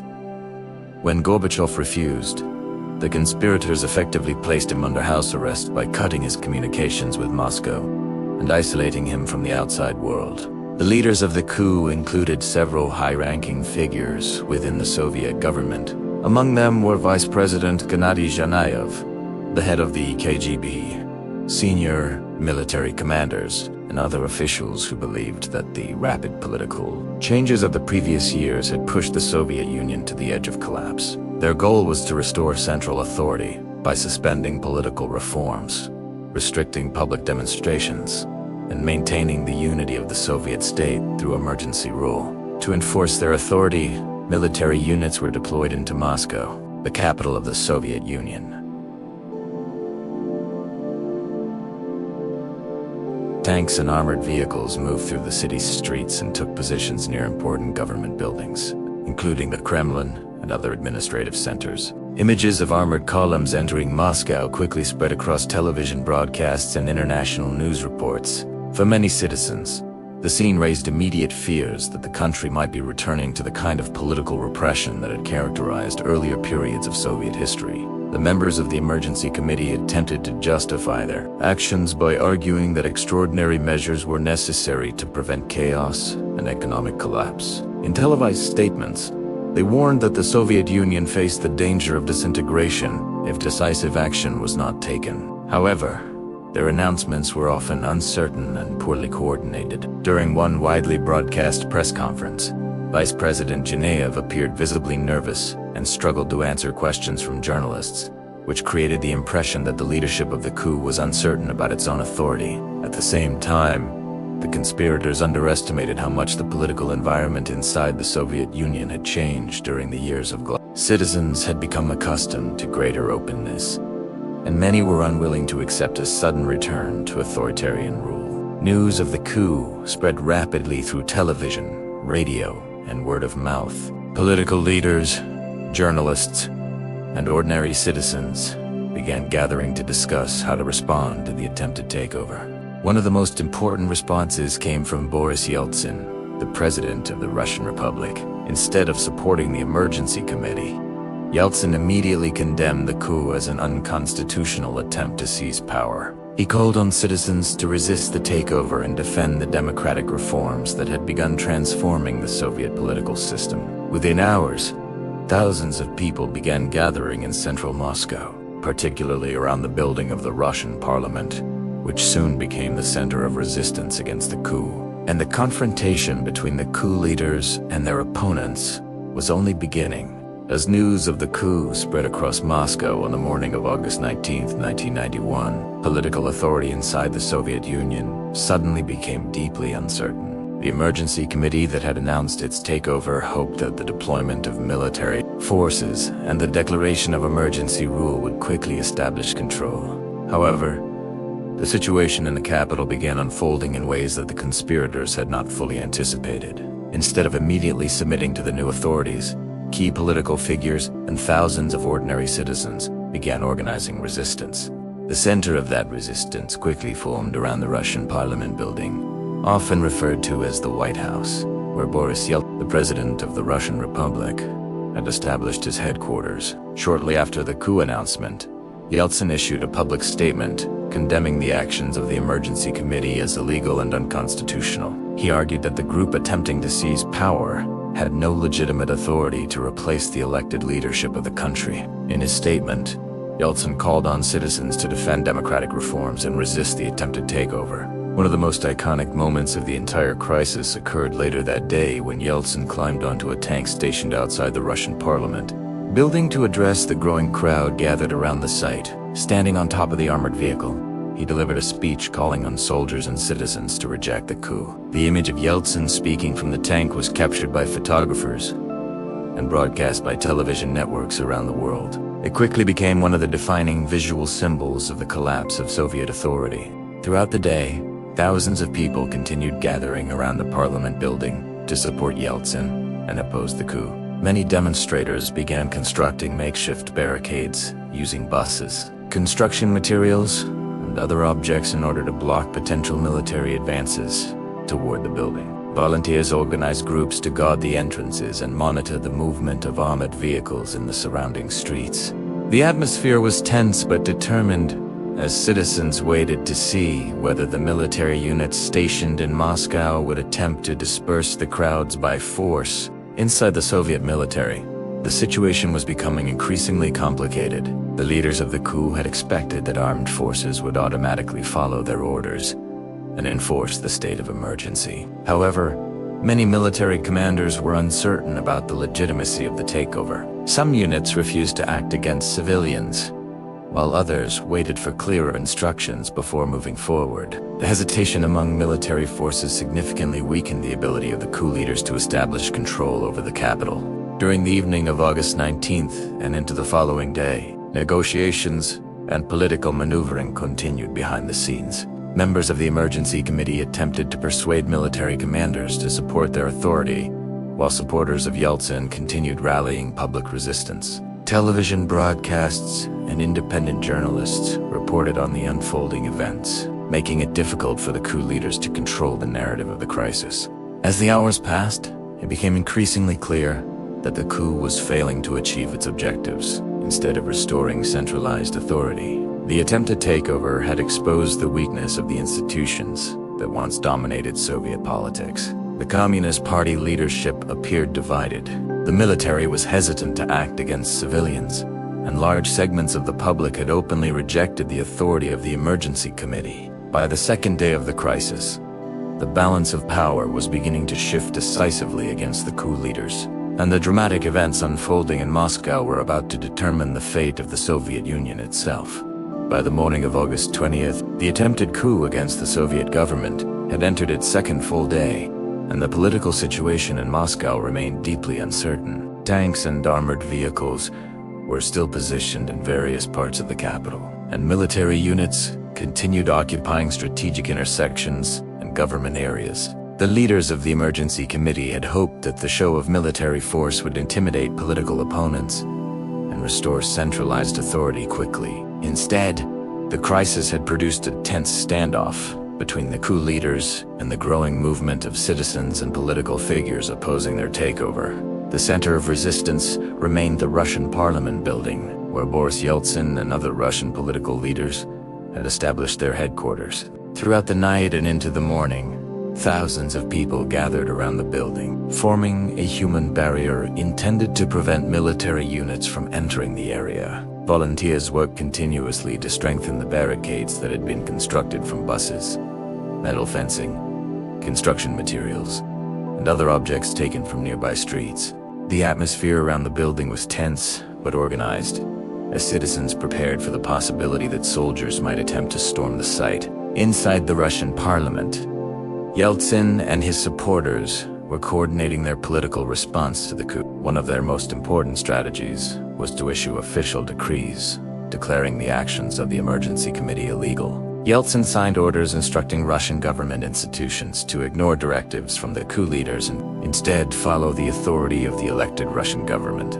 These declarations were intended to weaken the legitimacy of the coup and encourage military units to reconsider whether they should obey the orders coming from the Emergency Committee. Meanwhile, the leaders of the coup were struggling to maintain control over the situation. The State Committee on the State of Emergency had originally assumed that the Soviet military, security services, and political institutions would automatically align with their authority. However, many officials across the Soviet system were uncertain about which side would ultimately prevail. Some government ministries hesitated to enforce the committee's orders, while others quietly maintained communication with Yeltsin's representatives. Within the Soviet military itself, divisions were becoming increasingly visible. Some commanders had positioned their units in Moscow, as instructed by the coup leaders, but they were reluctant to engage in direct confrontation with large crowds of civilians. Many soldiers had been trained to defend the Soviet state against foreign threats, rather than intervene in domestic political conflicts. As a result, several military units stationed in the capital adopted a cautious stance, avoiding aggressive action while waiting for clearer guidance from their superiors. International attention to the crisis was also growing rapidly. News organizations around the world were broadcasting images of tanks in Moscow and crowds surrounding the Russian parliament. Foreign governments were closely monitoring the situation, uncertain whether the coup would succeed or whether the Soviet Union might be entering a period of political collapse. Leaders in Western Europe and the United States began issuing statements calling for respect for democratic reforms and expressing concern about the use of emergency powers. As the day progressed, tensions inside Moscow continued increasing. Rumors circulated that some military units might attempt to move against the Russian parliament building during the night. Supporters of Yeltsin prepared for the possibility of confrontation, reinforcing barricades and organizing volunteers to remain at the site overnight. The streets surrounding the building became crowded with citizens determined to defend the institution they believed represented the emerging democratic authority of the Russian Republic. The outcome of the crisis now depended heavily on the decisions of the military leadership. If the armed forces chose to support the coup leaders, the resistance around the parliament building might be quickly overwhelmed. But if key military units refused to act against civilians, the authority of the emergency committee could collapse, and within hours, that decision would begin to take shape. During the night of August 20th to 21st, 1991, the crisis in Moscow moved toward a decisive turning point. For nearly 2 days, the Soviet capital had been caught in a tense standoff between the leaders of the coup and the growing resistance, led by Boris Yeltsin and the Russian government. Tanks remained stationed in several parts of the city, and thousands of citizens continued guarding the Russian parliament building, uncertain whether military forces might attempt to disperse the crowds or seize the building during the night. Inside the Soviet military command structure, discussions were intensifying about whether to use force to end the resistance. Some members of the emergency committee believed that a decisive military action was necessary to restore authority and demonstrate that the coup leaders remained in control of the situation. Plans were reportedly discussed to move elite military units toward the Russian parliament building and clear the barricades surrounding it. However, implementing such an operation would require soldiers to confront large numbers of civilians who had gathered to oppose the coup. For many military commanders, this scenario created a serious dilemma. The Soviet armed forces had long been trained to defend the state from external threats, not to suppress mass demonstrations by citizens in the capital. Some officers feared that using force against civilians could lead to widespread unrest or even civil conflict across the country. Others questioned whether the emergency committee truly possessed legitimate authority, especially since Mikhail Gorbachev remained the official president of the Soviet Union, even though he was isolated in Crimea. Meanwhile, the resistance movement around the parliament building continued strengthening its position. Volunteers worked throughout the night, reinforcing barricades and organizing communication networks among the demonstrators. People brought food, medical supplies, and blankets to support those who were staying near the building overnight. Many participants described the atmosphere as tense but determined, with citizens prepared to defend the site if military units attempted to move forward. In the early hours of August 21st, a brief and tragic confrontation occurred near one of the barricades in central Moscow. As armored vehicles attempted to maneuver through the streets, several demonstrators were caught in the confusion surrounding the movement of the military column. The incident resulted in the deaths of 3 civilians, marking the most serious violence of the entire coup attempt. News of these deaths quickly spread through the city, further intensifying public opposition to the emergency committee. At the same time, signs were beginning to appear that the coup leaders were losing control over the broader political system. Several regional governments and republic leaders had refused to recognize the authority of the emergency committee. Even within Moscow, parts of the Soviet bureaucracy were hesitant to follow the orders issued by the coup leaders. Television broadcasts and independent journalists continued reporting on the resistance around the Russian parliament, making it increasingly difficult for the coup organizers to present themselves as the legitimate government. Perhaps the most important development occurred within the Soviet military leadership. As the situation became more unstable, several key commanders concluded that the armed forces should avoid direct confrontation with civilians. Orders to launch a full assault on the Russian parliament building were never carried out. Some military units began withdrawing from positions in the city, while others remained inactive and refused to engage with the demonstrators. These decisions effectively removed the primary source of power that the coup leaders had hoped to use to enforce their authority. Without clear support from the military, the emergency committee could no longer guarantee control over Moscow or the broader Soviet political system. By the morning of August 21st, it was becoming clear that the attempted coup was collapsing, and within hours, the leaders of the conspiracy would begin abandoning their effort to seize power. By the morning of August 21st, 1991, the attempted coup that had begun 2 days earlier was rapidly unraveling. The leaders of the State Committee on the State of Emergency had expected that a swift display of military power would force political leaders and citizens to accept their authority. Instead, their actions had triggered widespread resistance, exposed divisions within the Soviet government, and revealed that many institutions were no longer willing to follow orders issued by hardline officials. The situation in Moscow was now shifting decisively against the coup organizers.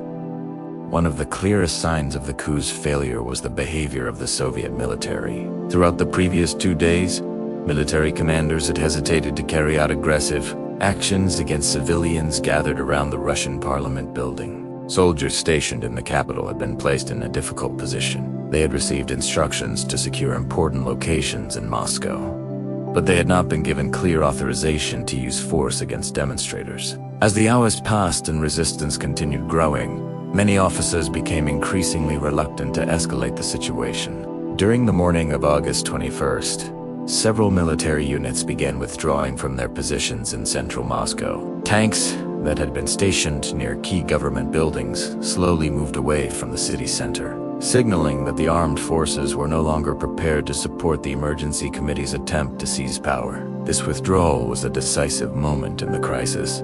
Without reliable backing from the military, the coup leaders no longer possessed the means to enforce their authority. Inside the Russian parliament building, Boris Yeltsin and his allies were closely monitoring these developments. As reports arrived confirming that military units were retreating, the confidence of the resistance movement grew. Citizens who had gathered around the building began celebrating cautiously, recognizing that the coup was losing momentum. Political leaders within the Russian government also began preparing statements, declaring that the emergency committee's actions had failed and that constitutional authority should be restored. At the same time, members of the emergency committee were facing the consequences of their unsuccessful attempt to control the government. Several officials involved in the coup realized that they no longer had the support necessary to maintain their position. Communication between different parts of the committee became disorganized, and some members began distancing themselves from the operation. The political unity that had been necessary for the coup to succeed was rapidly collapsing. Later that day, a group of Russian officials and military representatives traveled to Crimea, where Mikhail Gorbachev had been isolated since the beginning of the coup attempt. They arrived at the government residence, where Gorbachev had been effectively detained, and informed him that the attempted takeover in Moscow had failed. Shortly afterward, communication with the Soviet capital was restored, allowing Gorbachev to resume contact with government officials and the outside world. When Gorbachev returned to Moscow later on August 21st, the political landscape had changed dramatically. Although he remained the official president of the Soviet Union, the failure of the coup had severely weakened the authority of the institutions that had supported the traditional Soviet political system. The Communist Party, which had dominated Soviet politics for decades, was now deeply discredited because many of its senior members had been involved in the attempted takeover. Meanwhile, the public image of Boris Yeltsin had grown enormously. His leadership during the crisis and his visible defiance of the coup leaders had transformed him into one of the most influential political figures in the country. For many citizens, Yeltsin had become the symbol of resistance against authoritarian rule and the defender of the democratic reforms that had begun reshaping the Soviet political system. Although the coup had failed, its consequences were for each. Instead of saving the Soviet Union, the attempted takeover had accelerated the collapse of the entire system. And within days, the political structure that had governed the Soviet state for nearly 70 years would begin falling apart. In the days immediately following the collapse of the August Coup, the political structure of the Soviet Union began unraveling with remarkable speed.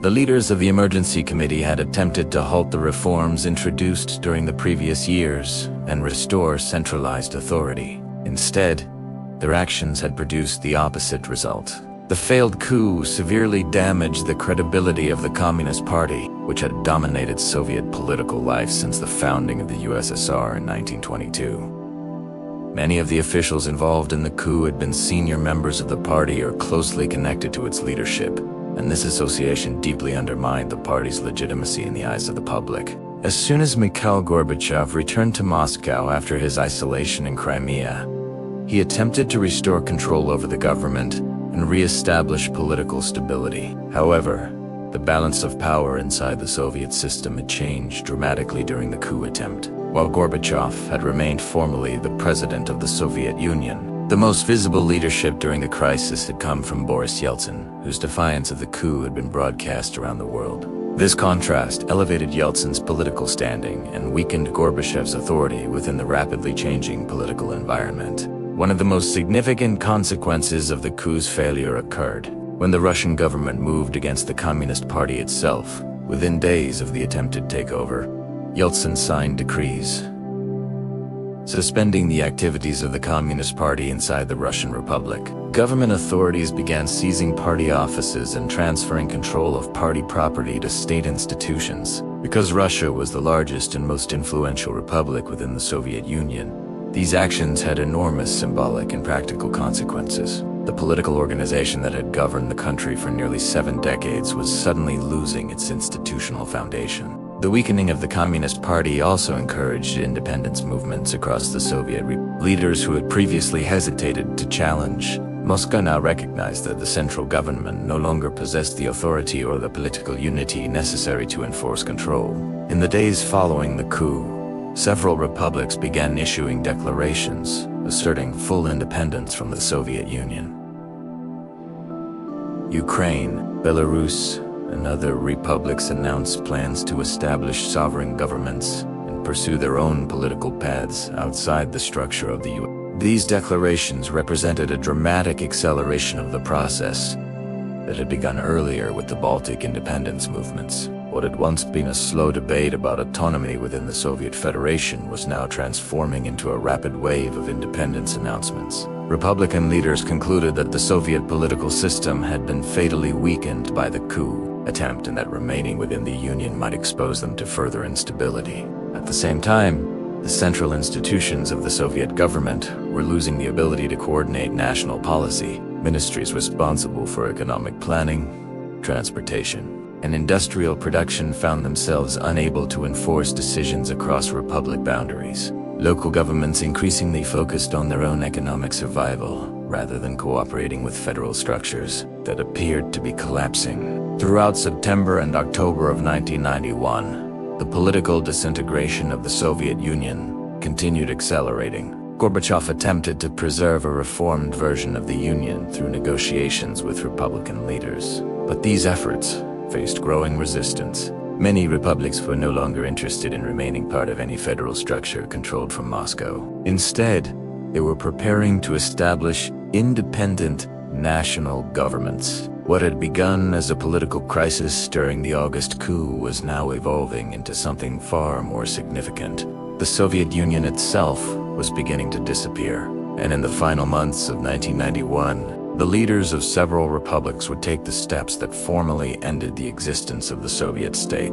After the collapse of the August Coup in 1991, the political structure of the Soviet Union entered a period of rapid disintegration. For decades, the USSR had functioned as a centralized state in which the Communist Party and the federal government in Moscow exercised authority over a vast territory composed of multiple republics. Although nationalist movements had been growing in several regions before the coup, the attempted takeover by hardline officials had shattered the remaining confidence that many republic leaders had in the stability of the Soviet system. In the weeks that followed, the process of independence accelerated dramatically. One of the most significant developments occurred in Ukraine, the second largest republic in the Soviet Union and one of its most economically important regions. Ukraine possessed extensive agricultural resources, large industrial centers, and a population of more than 50 million people. For the Soviet Union to remain intact in any meaningful sense,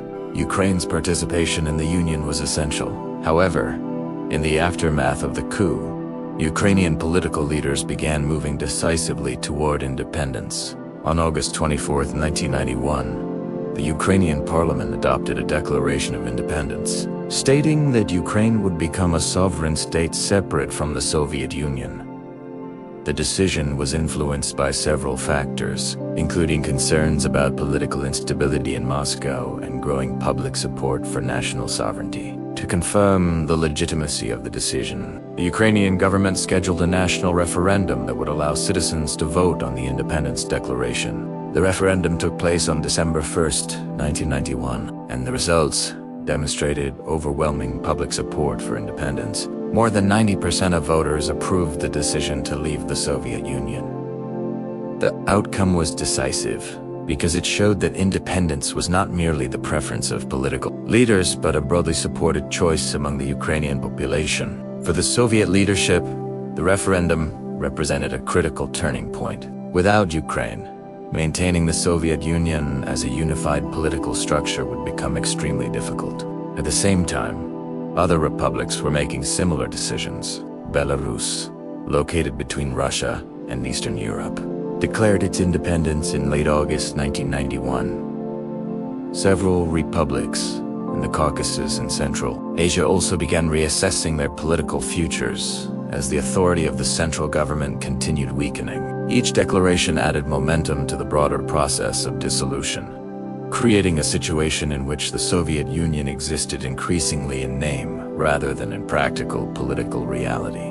Within Russia, President Boris Yeltsin was taking steps that further shifted the balance of power away from the central Soviet government. Yeltsin's administration began asserting control over institutions and resources located within Russian territory, including economic ministries, state industries, and financial systems, because Russia represented the largest portion of the former Soviet state. These actions significantly reduced the ability of the Soviet government to function independently of the Russian leadership. Meanwhile, Mikhail Gorbachev continued attempting to preserve some form of union among the remaining republics. He proposed creating a new political structure that would replace the Soviet Union with a voluntary federation of sovereign states, cooperating on issues such as defense and economic coordination. However, the political momentum for full independence was growing stronger in many republics, and fewer leaders were willing to commit to any arrangement that would maintain centralized authority in Moscow. As autumn turned into winter in 1991, the Soviet Union was approaching its final stage. The institutions that had once governed one of the most powerful countries in the world were losing authority week by week. Republican governments were establishing their own diplomatic contacts, military structures, and economic policies.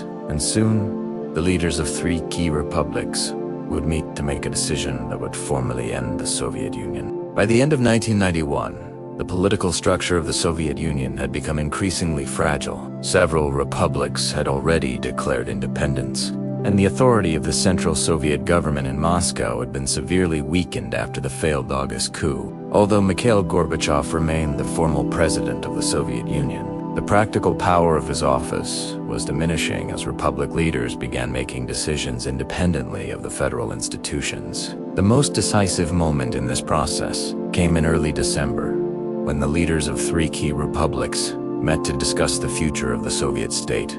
On December 8, 1991, representatives from Russia, Ukraine, and Belarus gathered at a government residence in the Belavezha forest, located in western Belarus, near the border with Poland.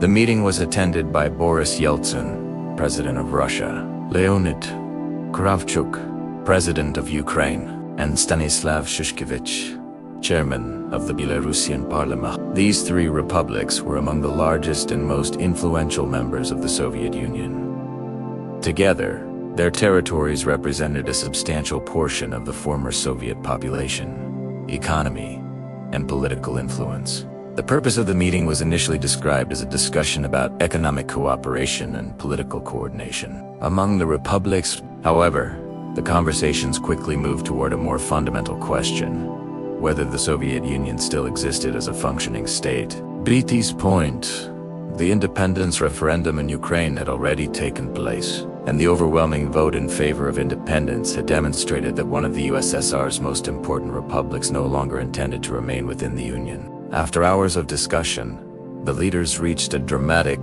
conclusion. They signed a document known as the Belavezha Accords, which declared that the Soviet Union had ceased to exist as a subject of international law and geopolitical reality. In place of the Soviet Union, the agreement proposed the creation of a new organization known as the Commonwealth of Independent States.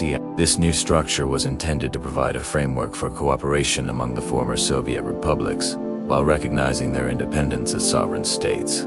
The announcement of the Belavezha Agreement represented a turning point in world history. For nearly 70 years, the Soviet Union had existed as one of the most powerful countries in the global political system. It had played a central role in World War II, maintained a vast military presence during the Cold War, and governed a territory that stretched across 11 time zones. Now, the leaders of three republics were declaring that the Union no longer existed. The reaction from Mikhail Gorbachev was immediate. As president of the Soviet Union, he had not been consulted about the meeting or the agreement that emerged from it. Gorbachev criticized the decision, arguing that the dissolution of the USSR should be determined through legal and constitutional procedures involving all the republics, not through negotiations among a small group of leaders. However, the political reality was that the authority of the Soviet presidency had already been weakened to the point where Gorbachev had little ability to reverse the decision. In the days following the announcement, other republics began expressing support for the new arrangement. Leaders from additional former Soviet states joined discussions about participating in the Commonwealth of Independent States, which would serve as a loose association allowing cooperation on economic and security matters without recreating a centralized government. As these developments unfolded, it became increasingly clear that the Soviet Union was entering its final stage. The institutions that had governed the USSR were losing recognition from the republics themselves, and within weeks, the final steps toward dissolution would be taken. After the signing of the Belavezha Accords on December 8th, the political momentum toward dissolving the Soviet Union accelerated rapidly. The declaration by the leaders of Russia, Ukraine, and Belarus that the USSR had ceased to exist created a new reality that other republics now had to confront. For decades, the Soviet Union had functioned as a unified state with a central government in Moscow, coordinating political, military, and economic decisions. Now the question facing the remaining republics was whether they would attempt to restore some version of that system or move toward full independence.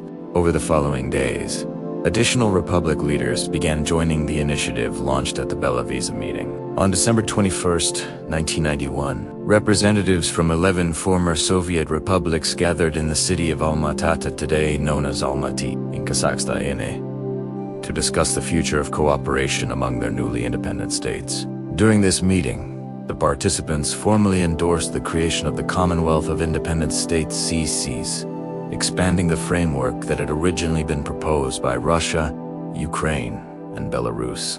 The Almaty Declaration confirmed that the Soviet Union was no longer functioning as a unified political entity. Instead, the participating republics agreed to recognize one another as independent sovereign states while maintaining certain forms of coordination in areas such as economic relations, transportation networks, and military cooperation. The agreement also addressed one of the most sensitive issues left by the collapse of the Soviet Union: control over the country's enormous nuclear arsenal. At the time, nuclear weapons were located not only in Russia but also in several other republics, including Ukraine, Belarus, and Kazakhstan. The leaders agreed that Russia would assume primary responsibility for the Soviet Union's nuclear forces, while negotiations would continue regarding the future status of weapons located in other territories.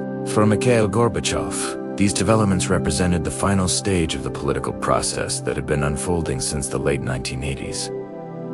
Although he remained the official president of the Soviet Union, the republics that had once formed the Union were now establishing their own independent governments and diplomatic relations. The central institutions of the USSR, including ministries, economic planning agencies, and party structures, were gradually losing their authority as republic governments assumed control over their own territories. Within Russia, President Boris Yeltsin continued strengthening the authority of the Russian government over institutions that had previously belonged to the Soviet state. Russian officials began taking control of ministries, financial systems, and economic organizations that had once operated under the authority of the Soviet government. In practical terms, the Russian Federation was becoming the primary successor state to the Soviet Union, inheriting many of its administrative structures as the federal system dissolved. Meanwhile, international governments were watching these developments closely. The Soviet Union had been one of the two superpowers that defined the global political order during the Cold War. Its dissolution would transform international relations in ways that were difficult to predict. Western governments began recognizing the independence of the newly emerging republics, establishing diplomatic relations with their governments, and preparing for a new geopolitical landscape. By the final week of December 1991, The existence of the Soviet Union had become largely symbolic. The republics had declared independence. The Communist Party had lost its political dominance, and the central government no longer possessed effective authority over most of the territory that had once formed the USSR. Only one final step remained. The president of the Soviet Union still held office, and soon, even that position would come to an end. By the final days of December 1991, the Soviet Union had effectively ceased functioning as a unified state.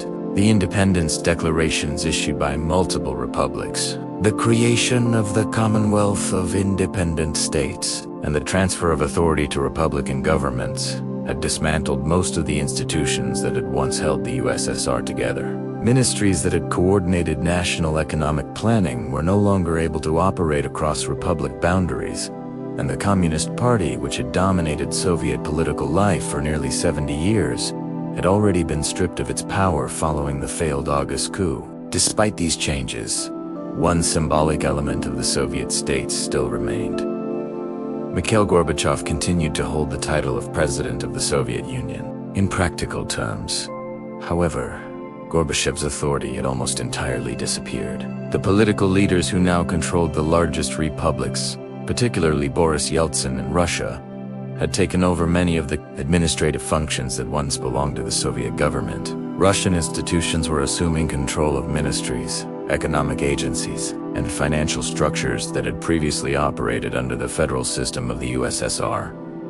As this process continued, the office of the Soviet presidency became increasingly ceremonial. Throughout December, Gorbachev held a series of discussions with leaders of the republics in an attempt to preserve some form of political union among the former Soviet territories. His vision had always been to reform the Soviet system rather than dissolve it entirely. The proposed Union Treaty, which had been scheduled for signing before the August Coup, had represented his final attempt to transform the USSR into a more flexible federation. However, after the coup and the wave of independence declarations that followed, most republic leaders were no longer interested in maintaining even a loose version of the Soviet state. On December 25, 1991, Gorbachev addressed the nation in a televised speech, announcing that he was resigning from the presidency of the Soviet Union.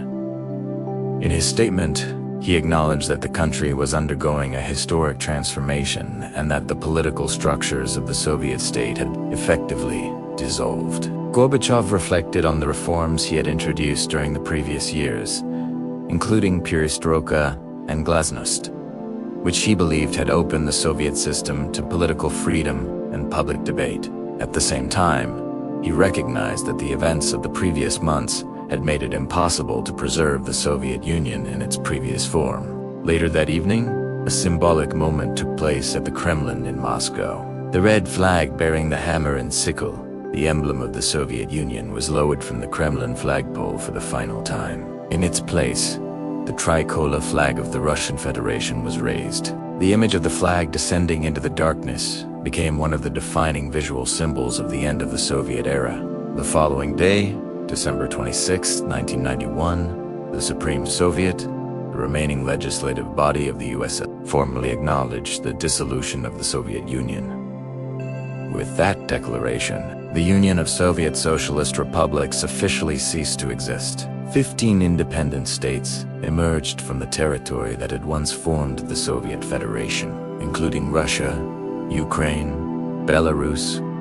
the Baltic states, and several republics in the Caucasus and Central Asia. For nearly 70 years, the Soviet Union had been one of the most powerful and influential countries in the world. It had played a decisive role in defeating Nazi Germany during World War II, shaped the global balance of power throughout the Cold War, and governed a vast territory that stretched across much of Eurasia. Yet in the final months of 1991, the political structure of the Soviet state unraveled with surprising speed, and the end of the Soviet Union would transform the international system in ways that continue shaping the world today. When the Soviet Union officially dissolved in December 1991, the international political landscape changed almost overnight. For nearly half a century, global affairs had been shaped by the rivalry between two superpowers, the United States and the Soviet Union.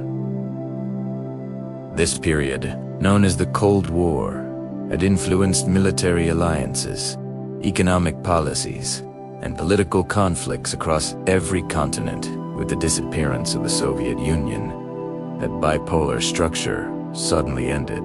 The United States emerged as the world's only remaining superpower, while 15 new independent states began the complex process of building their own political systems. The largest of these successor states was the Russian Federation, which inherited much of the Soviet Union's territory, population, and military capability. Russia also assumed responsibility for the Soviet Union's position in international organizations such as the United Nations Security Council, including its permanent seat and veto power. In many ways, Russia became the principal successor to the Soviet state, taking control of most of its diplomatic infrastructure and strategic institutions. However, the country faced enormous challenges during the early 1990s as it attempted to transition from a centrally planned socialist economy to a market-based economic system. This transition proved extremely difficult. Under the leadership of Boris Yeltsin, the Russian government introduced rapid economic reforms designed to privatize state industries and encourage private enterprise. While these reforms were intended to modernize the economy, they also produced severe disruptions. Inflation rose sharply.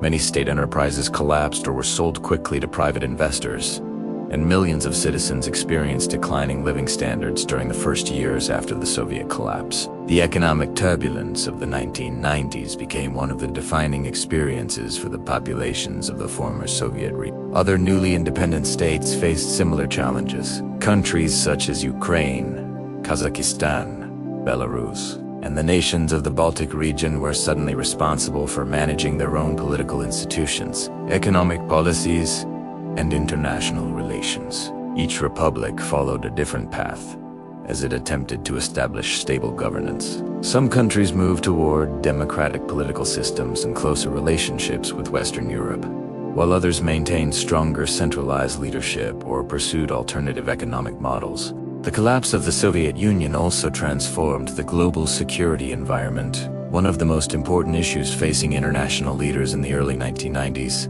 was the fate of the vast Soviet nuclear arsenal, which had been distributed across several republics during the Cold War. Negotiations among the newly independent states and international partners eventually led to agreements that transferred most of these nuclear weapons to Russia for dismantling or consolidation. This process became one of the most significant arms control efforts of the post-Cold War period.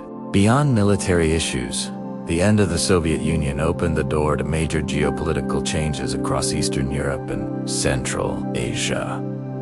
Countries that had previously been part of the Soviet sphere of influence began developing new alliances and economic partnerships.